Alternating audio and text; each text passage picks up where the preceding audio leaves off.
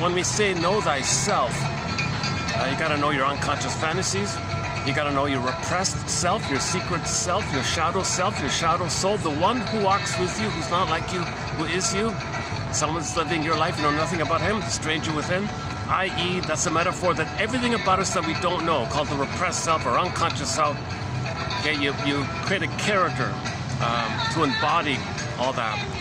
And that's like a therapy idea where you dialogue with this imaginary character, meaning you're getting to know yourself. It's called the double motif.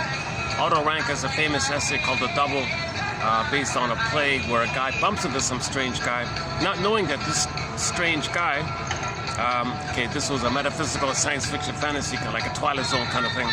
He was meant to befriend this strange guy, but he never knew that that strange guy was him. Everything about him they didn't know. It was him. It was him, his double self. He was meant to accept and befriend and get to know and reclaim and admit and learn and listen and befriend that self, because that was him.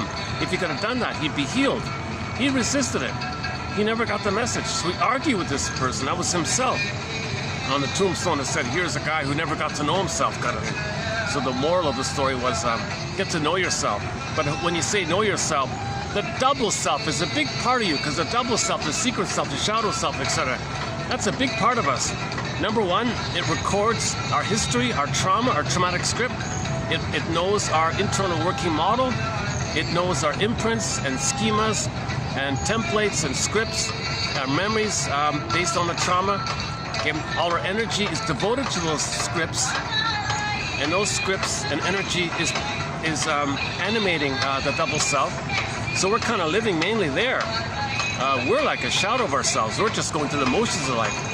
But the puppet master, so to speak, is getting us to restage and replay and reenact the trauma to get us to make the inference so it wants us to accept it.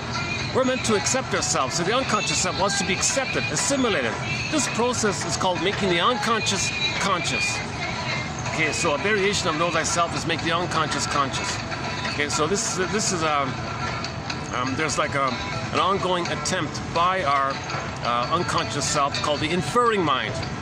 The inferring mind. So it wants us to make the inference. That's making it conscious if we can make the inference. So you got to guess around and be a detective, piece things together kind of thing. Yeah, I'm playing the song again. I played it in the last video. I love this song from the Horn of Africa.